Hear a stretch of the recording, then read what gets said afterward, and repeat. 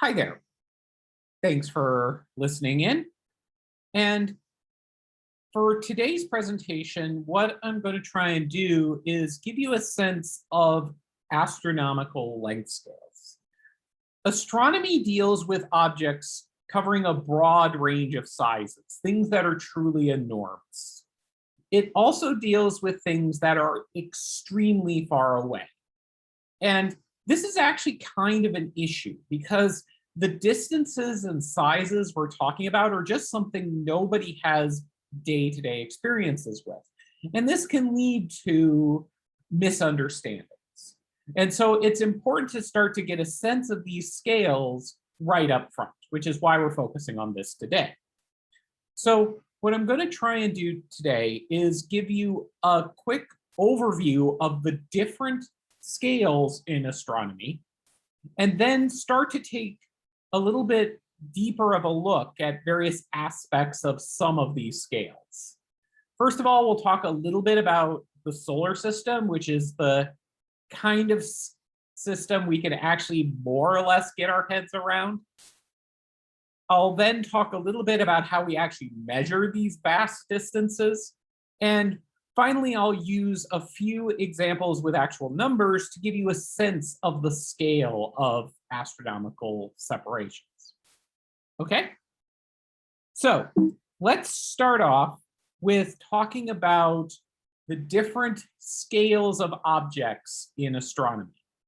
Now, for this purpose, I'm trying to get you a sense of where things are kind of in a ranking order. We're not focusing too much on the details, but just want to make you sure you understand what objects are bigger than other objects and what objects are more distant than others. Let's start with the Earth. The Earth is something we have some experience with, and we're all on it. You maybe don't have a huge sense of how big the Earth is, but you know it's pretty big.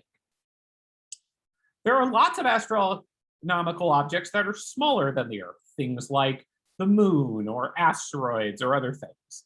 But Earth's a good starting point.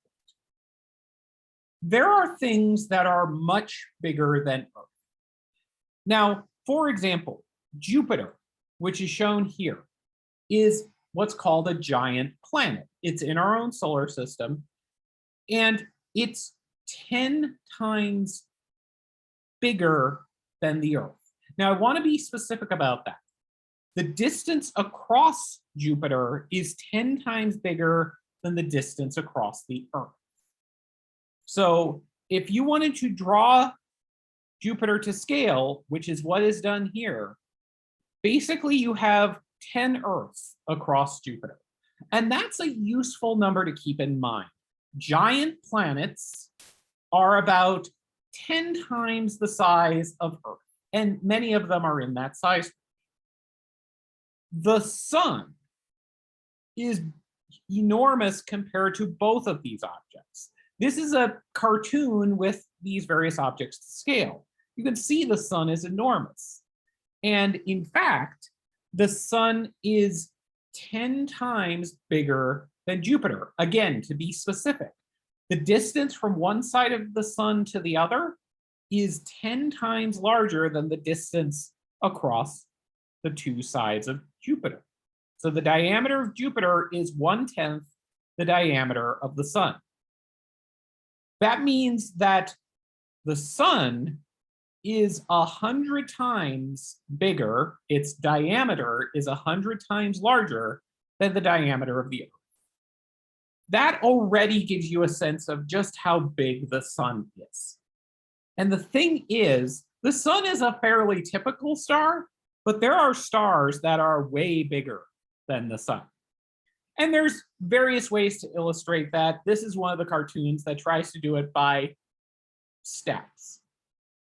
Up here, we have the planets shown at different scales. Here we have the inner planets, Mercury, Venus, Earth, and Mars. They're all kind of the same size. Here we have Earth with Uranus, Neptune, Saturn, and Jupiter. Again, Jupiter is about 10 times the size of Earth. Then down here, you have Jupiter, a small star called Proxima Centauri, the sun, which is quite a bit bigger than Jupiter, and then Sirius. And then we can go on to even bigger stars. Here's Sirius next to a star called Pollux, one called Arcturus. This is one called Aldebaran, which is 45 times bigger. That is, its diameter is 44 times larger than the sun. And Aldebaran is down here, now shown even smaller. This is Rigel, this is Antares, this is the star Betelgeuse, probably pronouncing that wrong, which is over 900 solar diameters across. It is a gigantic star. And there are stars that are even bigger than this. The largest star, give or take, is one called UY Scuti. This is given a letter designation plus the constellation it's in. It sounds kind of funny, but what are you going to do? This is an enormous object compared to anything in our solar system. So there are things in space that are quite large. But the thing about space is that even with large objects, they're separated by even larger distances. And that is really hard to represent. You can find quite a few things which show the planets in our solar system to scale. This is another cartoon just showing the various planets to scale: Mercury, Venus, Earth, Mars, Jupiter, Saturn, Uranus, Neptune. But this doesn't show how far apart they are to scale. That's much harder. To get a sense of this, we can look at an actual picture of the solar system. Down here, we have a picture of the solar system that was taken by the Voyager spacecraft after it actually left our solar system. It turned back and took a series of pictures. The sun is right here, and it snapped shots of several of the planets. It took pictures of Earth, Venus, Jupiter, Saturn, Uranus, and Neptune. The thing is, at this scale, you can't see those objects. You have to zoom in at each one of these locations, and all you'll see is a dot. These objects are separated by huge amounts of empty space. And so what that means is systems like the solar system are usually much bigger than individual objects. To push that a little bit, here is UY Scuti, that enormous star to scale. Now, UY Scuti is a very big star. If it was the star in our solar system, even Jupiter would be inside of it, which is kind of terrifying when you think about it.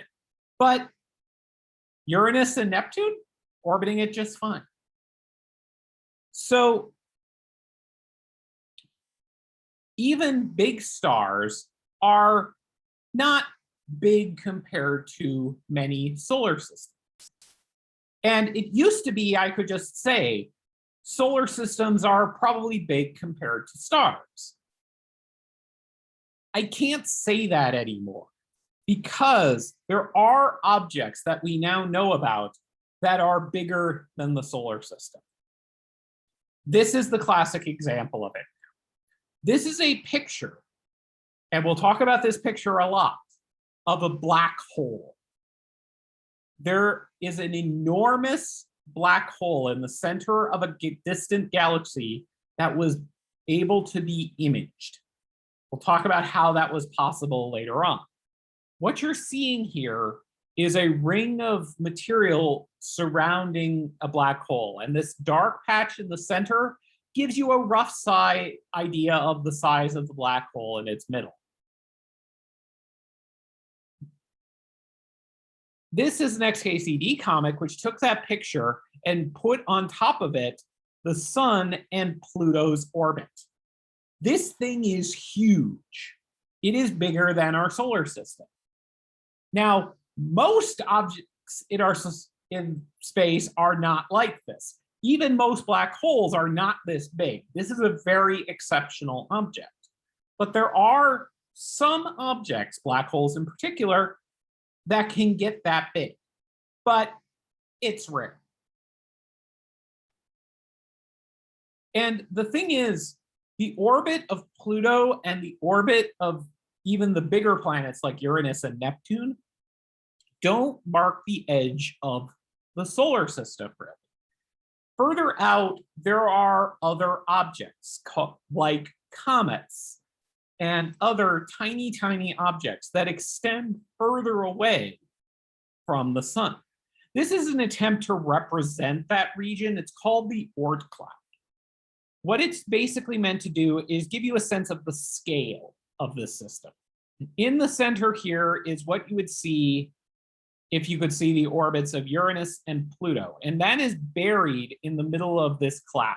Now, the problem with this picture is it makes it look like there's a dense cloud of material surrounding the sun. It's not, it's mostly empty. Each one of these dots represents a very tiny object, but it does give you a sense of the size of that structure. So there are objects that are connected to our solar system that get pretty far out, well beyond the orbits of any of these objects. And this complete system is bigger than even that giant black hole. But that is just the start. That is just our solar system. What about other stellar systems or other stars? Well, they're even further out.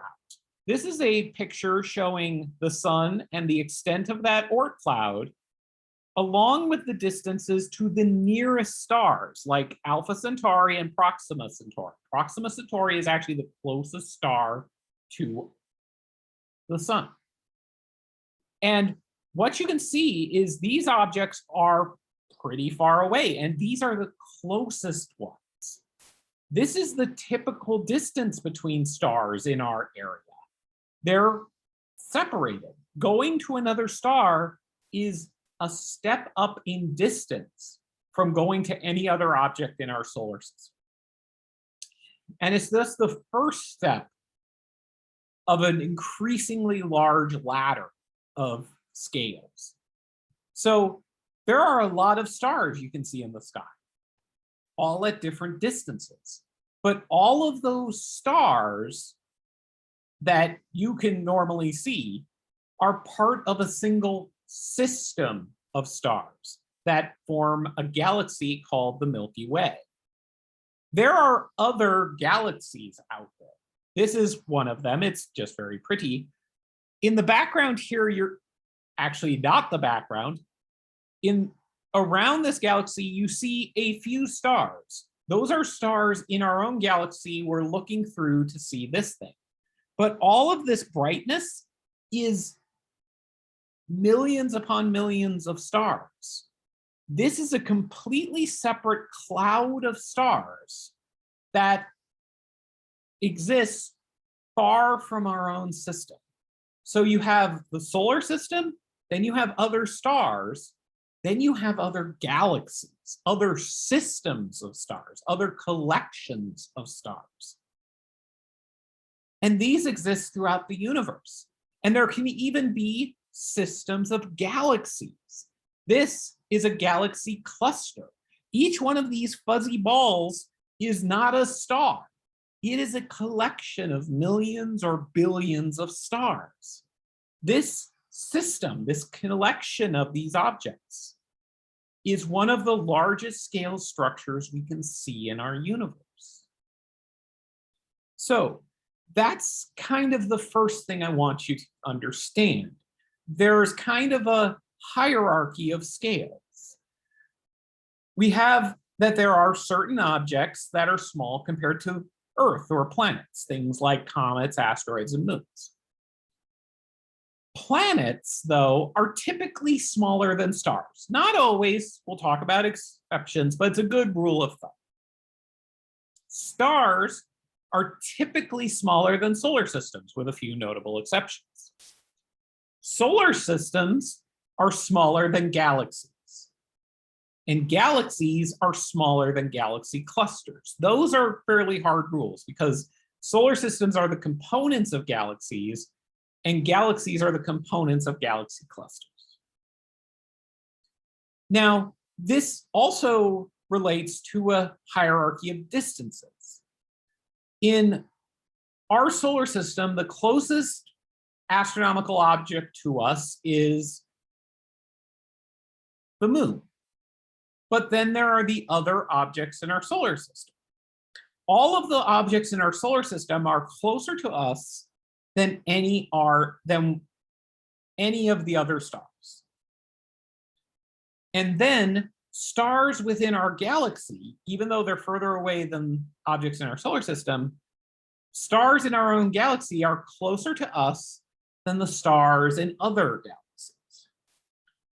Having this basic kind of picture will help a lot as we talk about these different types of objects. So this is just getting a sense of the relative scales of things. The other thing you have to start to develop is a sense of just how much space we're talking about. And there's one place we can kind of sort of start getting that picture in our heads. And that's with just the solar system. And this can already reveal why it's so tricky to get these scales straight in your head. Let's say we wanted to just make a scale model of the solar system. Scale models are great. They can give you a sense of relative size and relative distances. And you might think, well, let's just do something simple. Let's take one of those 12-inch globes you can find in many classrooms, and we'll use that as Earth because that's easy.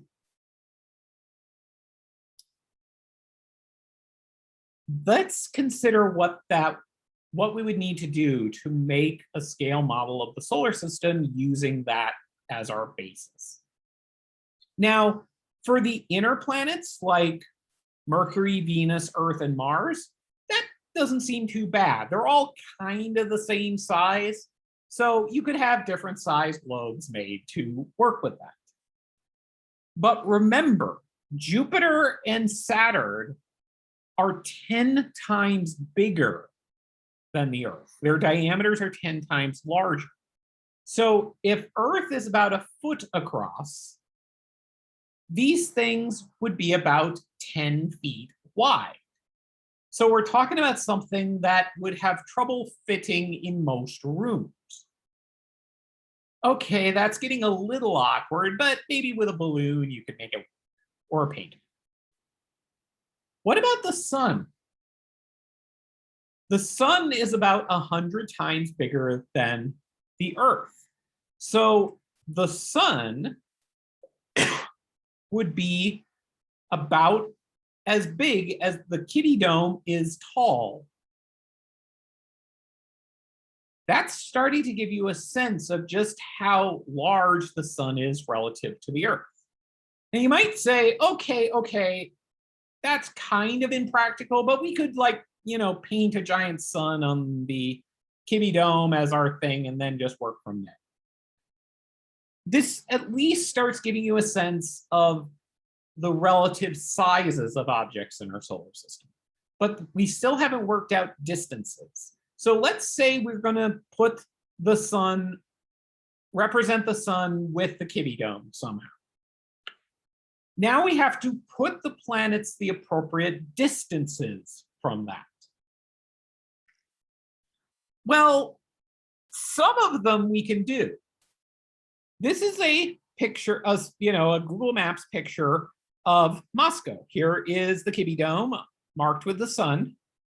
And I'm locating the planets in the appropriate locations. Mercury works out to be pretty much exactly downtown. The intersection of 3rd Street and Main Street actually works out pretty well. Venus winds up down at the mall on the far southern side of town. Earth ends up kind of on the northeast corner of town. So those kind of work, but realize you now have a system which consists of 3 globe-sized objects and 1 sun, and 1 gigantic object. And these are just 3 planets. Where are the rest? Well, if we want to include Mars, we have to go halfway to Pullman. If we want to put Jupiter somewhere, works out to be pretty well in Albion, or maybe Viola if you want to put it there, but it's a little further out than that. But if we want to add all of the big planets, including Saturn, Uranus, and Neptune, Neptune winds up in Spokane. This is why making scale models of the solar system is such a pain. The model extends over huge distances if you do it at this scale. Very few people do it at this scale. And it does give you a sense of how empty space is, because think about it. These are all objects that are, maybe the size of a room, and they're spread really far out. And the thing is, this is just the first step in those astronomical distances. If you wanted to add Alpha Centauri into the mix, you can't. That star, the closest star to us, doesn't go anywhere on Earth. It would be too close if you even put it on the moon. This starts to give you a sense of why scale models kind of have a problem. The scales are just so big, scale models struggle. So we're dealing with very large distances with this. And the thing is, these large distances have huge implications for understanding things. And so we need to cope with them. The classic example of that is to consider the two most obvious astronomical objects in our sky, which are the sun and the moon. The thing is, if you look at both of these objects in the sky, they appear to be the same size. And in fact, turns out when the moon passes in front of the sun, it almost exactly blocks it, which leads to all of these cool eclipses. But even though they appear to be the same size in the sky, these are, of course, radically different objects.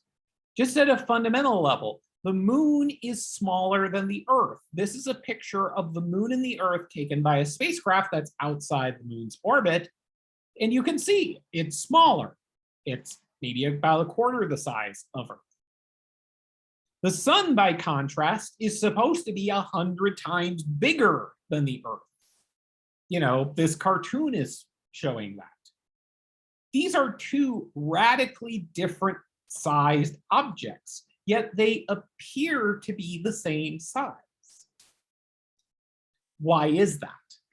Why is that the case? The sun is truly 400 times bigger than the moon is.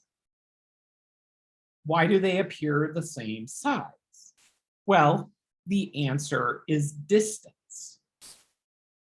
How big an object appears to be to an observer doesn't just depend on how big an object is, it depends on how far away that object is. You know this.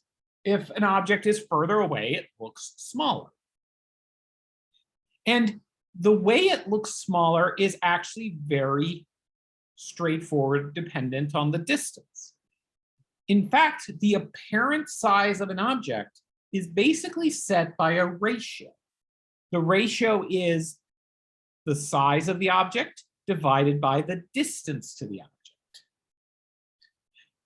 So the moon is a given size. It turns out to be about 3,500 kilometers across. And it is 384,000 kilometers away from the surface of the Earth, more or less. But the ratio of those two lengths determines this angle of this triangle, which is just basically how much of space is covered by the moon.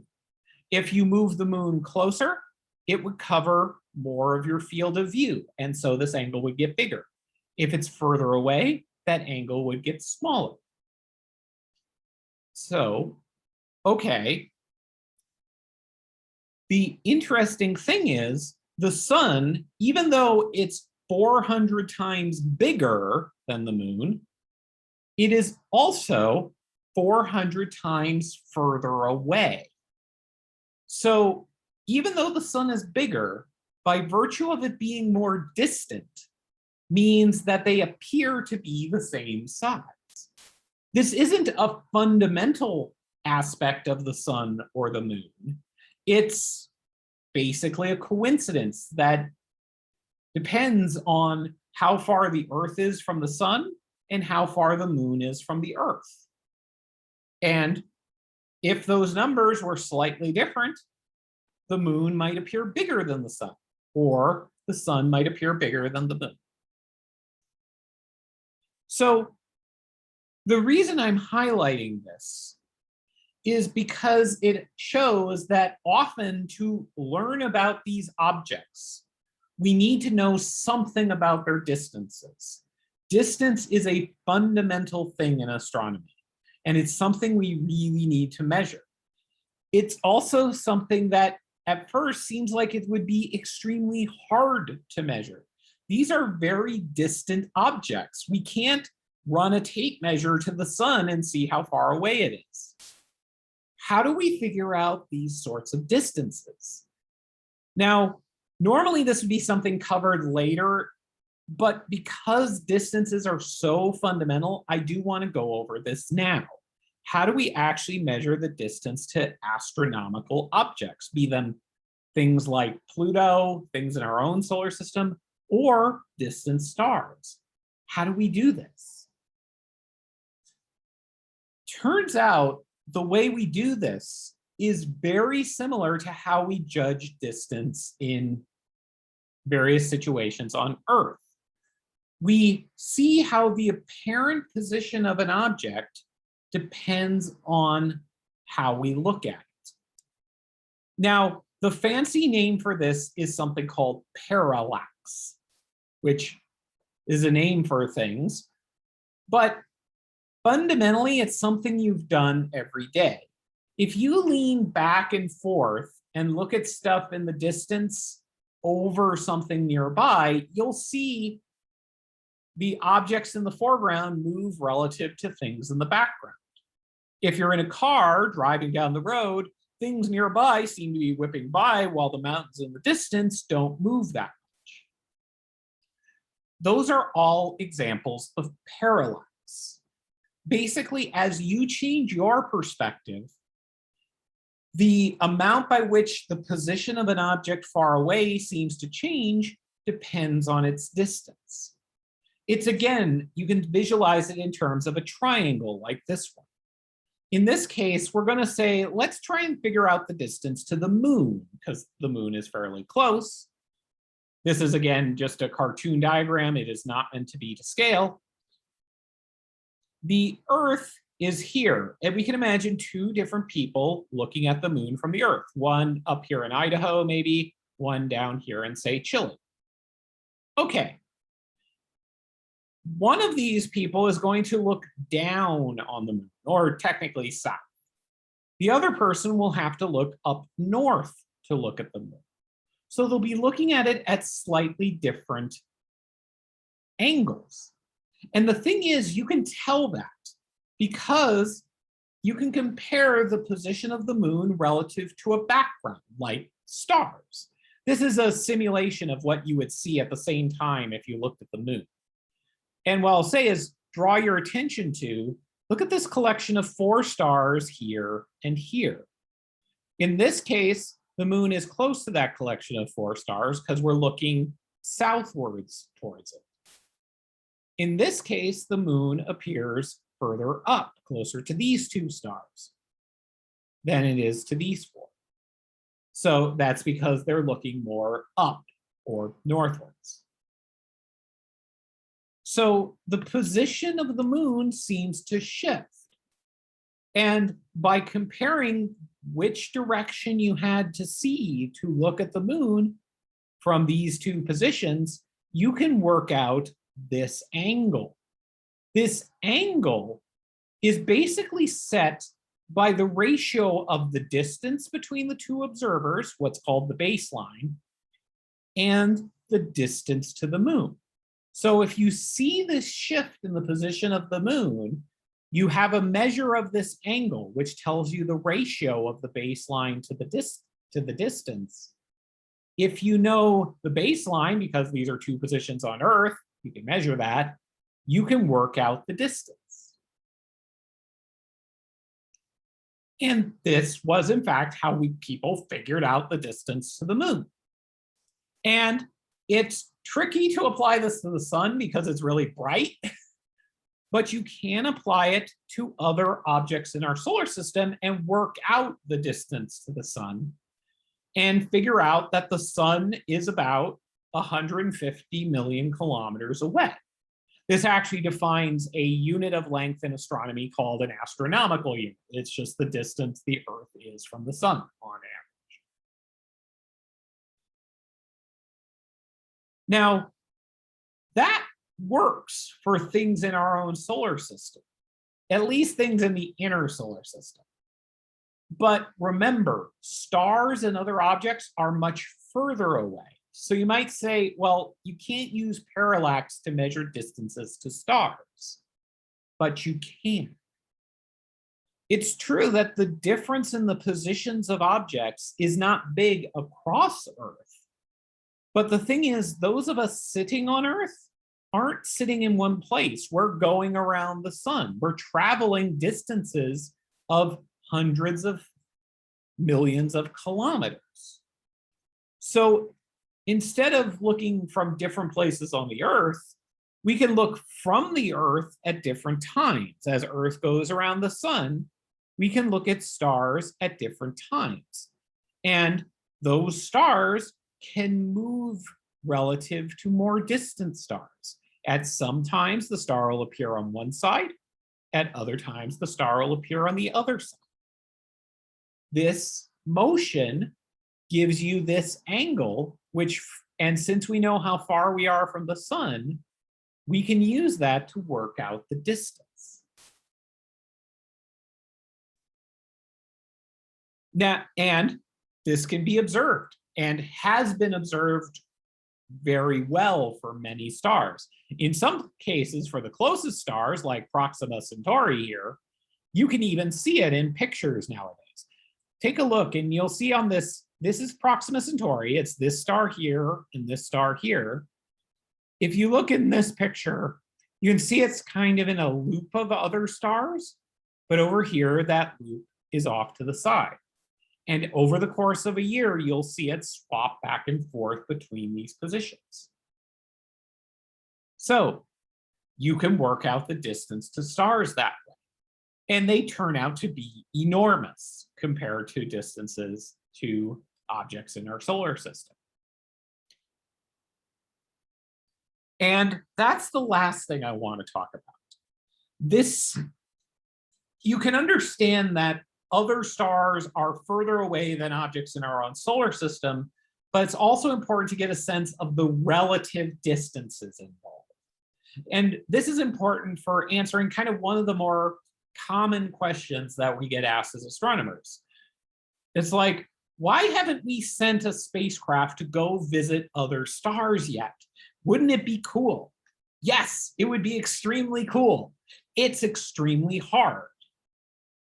To see why it's hard, consider this spacecraft. This is a cartoon of the New Horizons spacecraft, which was a mission to study Pluto, an object that is near the outer edge of the normal solar system. And what's remarkable about this mission is it got to Pluto in 10 years. It got beyond Neptune's orbit in a pretty reasonable amount of time. This spacecraft was moving fast. And I can use numbers to give you a sense that this thing really was moving fast. Pluto is about 5 billion kilometers away from Earth. It took 10 years to get there. That means this spacecraft was traveling at 500 million kilometers per year, or about 60,000 kilometers an hour. That is really fast. And that mostly came by flying by Jupiter to act as a major speed boost. That's an extremely fast object. You might go, well, we can just send that something like that to Alpha Centauri, the closest star. Now, this isn't heading anywhere near Alpha Centauri. It's heading in the wrong direction. But you could say, what if we took something like this and just sent it on to Alpha Centauri? How long would it take to get there? Well, based on parallax measurements, we know the distance to Alpha Centauri. It's 40 trillion kilometers away. There's an extra set of 3 zeros here beyond the 40. So it is considerably further away than Pluto. But how much further away? Now, you might naturally say, well, how much further away is set by the difference between these two numbers, the difference between 40 trillion and 5 billion. The trick is, if you take the difference, you get basically the same number as the distance to Alpha Centauri. This is not a particularly informative number. The more proper way to compare numbers like this is to take the ratio of them. So instead of subtracting, you divide. You take 40 trillion and divide it by 5 billion. When you do that, you get an answer that is 8,000, which is right here for some reason. This says that Alpha Centauri is 8,000 times further away than Pluto is.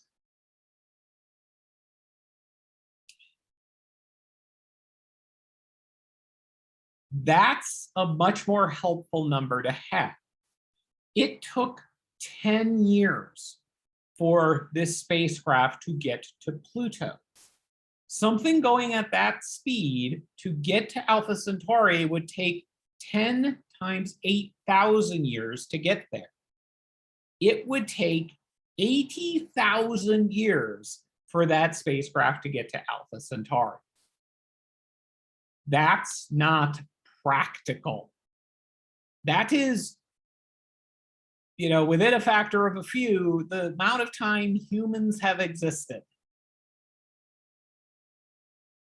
This is why nobody has tried to send a spacecraft to another star yet. We don't know how.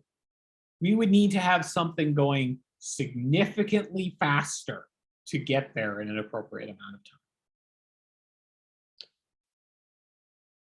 Now, I just did a bunch of math with some very big numbers.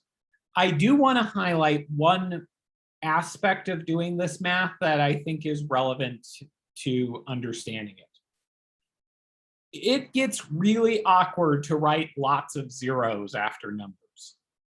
So often what we do in astronomy is use what's called scientific notation. That is, any number like 1, 10, any number that can be written as 1 with a bunch of zeros after it can be instead written as 10 raised to a power. And basically, the power here tells you how many zeros there are after the 1. So if you have 1 kilometer, it's 10 to the 0, because there's no 0.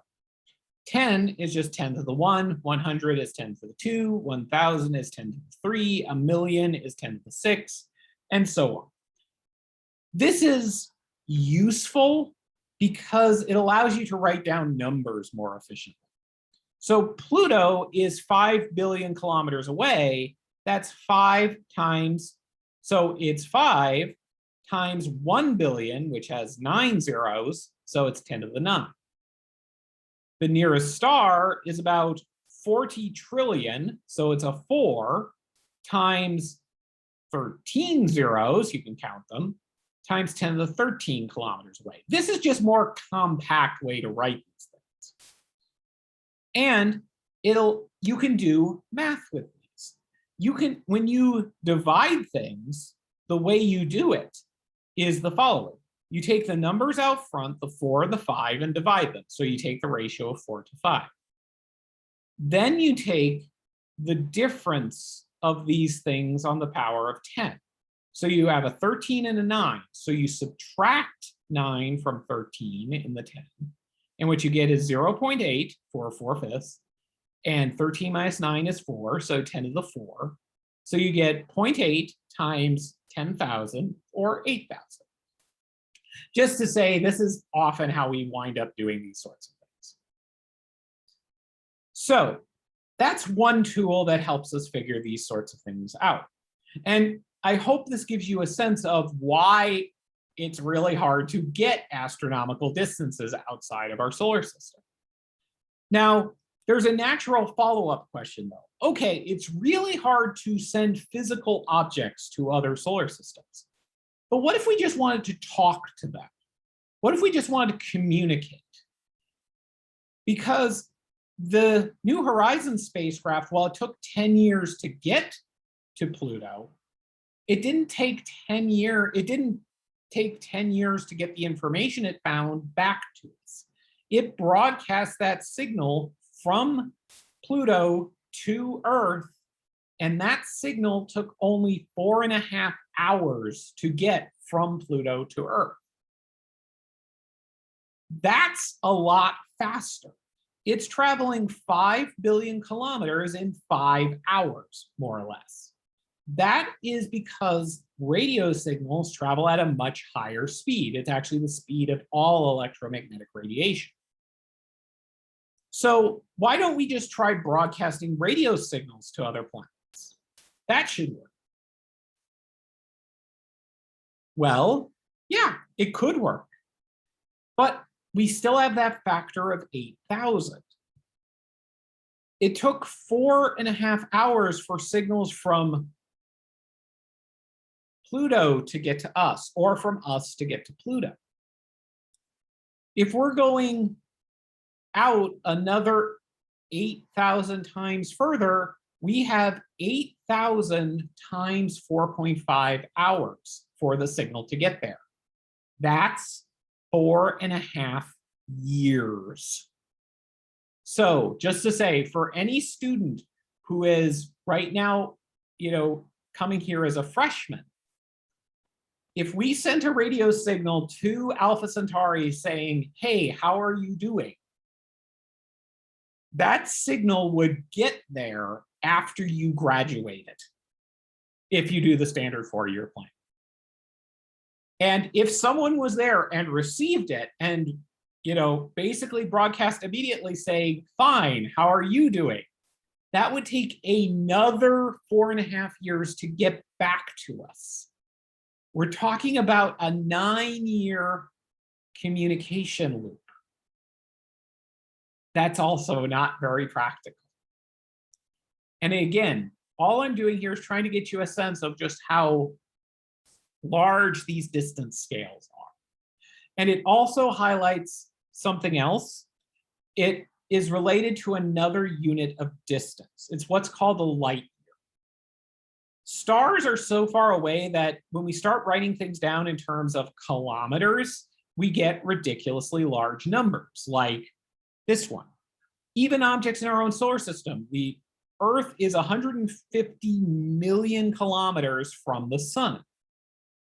In both of these cases, we start to use distances that just make more sense.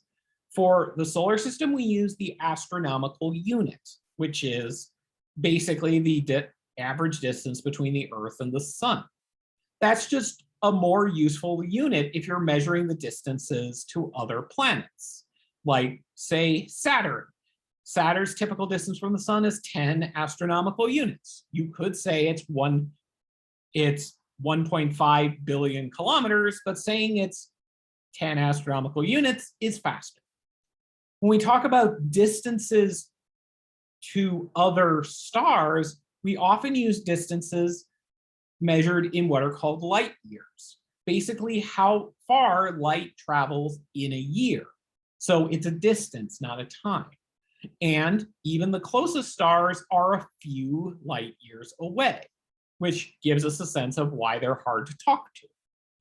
There are other units, we'll talk about them more later, called things like parsecs, which is related to the parallax measurements of distances, which work out to be a few light years. So we will encounter these as well. And so hopefully you are beginning to get a sense of the importance of distance in astronomy and the magnitudes of the distances we have to deal with. Thank you very much for your time and attention, and I will see you in class.